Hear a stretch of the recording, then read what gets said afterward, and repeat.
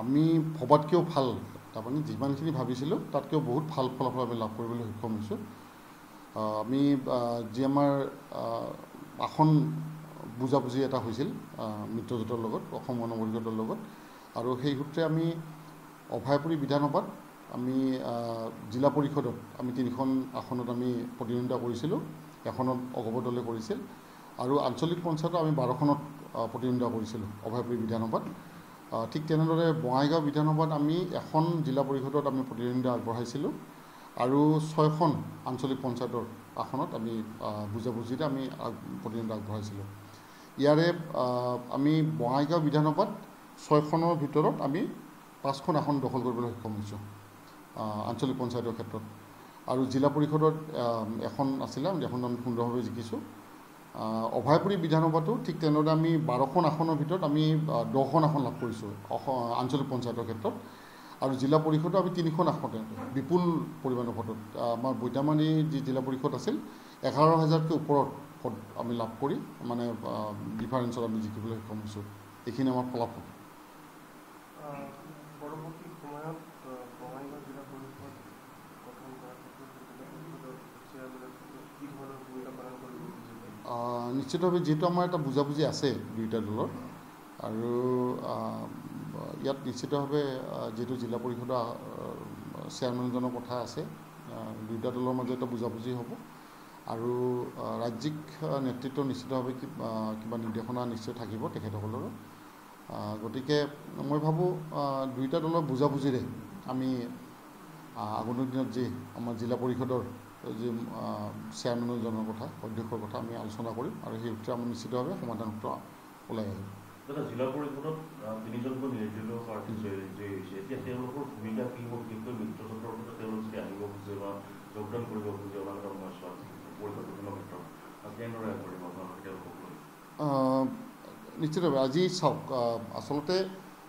নিৰ্দলীয় হওক বা অন্য দলৰ যিখিনি থাকে, সকলোৱে আচলতে চৰকাৰখনৰ যি কাম কাজ, আমাৰ জনপ্ৰিয় মুখ্যমন্ত্ৰী ডক্টৰ হিমন্ত বিশ্ব শৰ্মাৰ নেতৃত্বত চলা আমাৰ অসম চৰকাৰখনৰ যি উন্নয়নমূলক কাম কাজ, সেই উন্নয়নমূলক কাম কাজত কি বিৰোধীয়ে হওক কি হেৰিয়ে হওক, সকলোৱে তাৰপিছত আচলতে অংশগ্ৰহণ কৰাটো নিজে এটা বিচাৰি আছে বৰ্তমান সময়ত যিমানখিনি আমি পাইছোঁ। আৰু গতিকে মই ভাবোঁ তেখেতসকলেও আমাৰ লগত অংশগ্ৰহণ কৰাৰ এটা ইচ্ছা প্ৰকাশ কৰিব, আৰু ইতিমধ্যে তেখেতসকলে যদিও আমাৰ লগত আনুষ্ঠানিকভাৱে বাৰ্তালাপ কৰা নাই, তথাপি মানে কৈছে যে আমিও আপোনালোকৰ সৈতে সহযোগ কৰিব বিচাৰোঁ বা অংশগ্ৰহণ কৰিব বিচাৰোঁ, অংশীদাৰ হ'ব বিচাৰোঁ। বঙাইগাঁও বিধানসভা সমষ্টিত বিজেপিৰ উত্থান হোৱা বুলি ভাবে? নিশ্চিতভাৱে, আৰু মই আচলতে যদিও ইয়াত প্ৰাসংগিক নহয় কথাখিনি, তথাপি কৈছিলোঁ যে আচলতে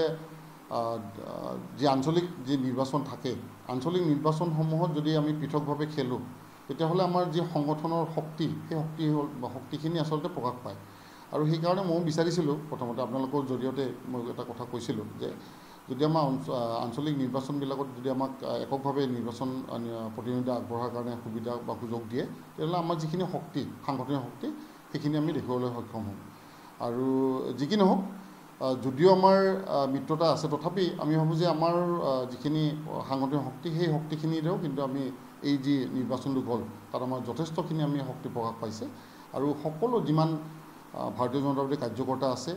শুভাকাংক্ষী আছে, সকলোখিনিয়ে আমাক সহায় সহযোগ আগবঢ়াইছে। বিশেষকৈ দেখা গৈছে যে যিহেতু কেইটামান অঞ্চল বিশেষকৈ জিলা পৰিষদৰ ভিতৰতে পৰে, আঞ্চলিক আগতে অসমৰ দুৰ্গ আছিলে, এতিয়া সম্পূৰ্ণ বিজেপিৰ দখল আহিছে, আৰু এয়া আচলতে বিজেপিৰ অনাগত সময়ছোৱাত এটা বেলেগ ধৰণৰ ইংগিত প্ৰদান কৰিছে নেকি? কিভাৱে আপুনি আচলতে মই ঠিক ইমান হেৰি ক'ব নাযাওঁ, যিহেতু কিছুমান কথা অলপ মিত্ৰতা আছে, গতিকে কিছুমান কথা মই ক'ব নাযাওঁ। আৰু যথেষ্ট বুজাবুজিৰে যিহেতু আমাৰ চৰকাৰখনো চলি আছে, আৰু সেই চৰকাৰখনেও আমাক বিচাৰিছে যে আঞ্চলিক পৰ্যায়লৈকে আমি এই বুজাবুজিৰে যদি কাজবিলাক কৰিব পাৰোঁ, যে সহায় সহযোগিতাৰে, আৰু যি আমাৰ ৰামধেনু হয়তো মিত্ৰতা বুলি কওঁ আমি, বৰাক ব্ৰহ্মপুত্ৰ পাহাৰ ভৈয়ামৰ যি মিত্ৰতাৰ কথা কোৱা হৈছে, ঠিক তেনেদৰে আমি আঞ্চলিক পৰ্যায়তো যাতে আমি কৰিব পাৰোঁ, আৰু ঠিক সেইখিনি কথাই মাননীয় মুখ্যমন্ত্ৰী ডাঙৰীয়া ডক্টৰ হিমন্ত বিশ্ব শৰ্মা ডাঙৰীয়াও বিচাৰিছে, আমাৰ দুয়োটা দলৰ যি ৰাজ্যিক সভাপতি তেখেতসকলেও বিচাৰিছে যে আমি আঞ্চলিক পৰ্যায়লৈকে এই মিত্ৰতাটো লৈ যাব বিচাৰোঁ। মানে আমি বাহিৰত অলপ কথা ওলাইছে যে দুটা দলৰ মাজত যদিও মিত্ৰতা হৈছিলে কিন্তু দুয়োটা দলে দুয়োটাৰ ক্ষেত্ৰত মানে বুজাবুজিৰ ক্ষেত্ৰত অলপ ক'ৰবাত কিবা ৰৈ গৈছিল নেকি নহ'লে আৰু যিখিনি আপোনালোকে আসন আগবঢ়াইছিলে প্ৰাৰ্থী গোটেইকেইটাই জয়ী হ'লহেঁতেন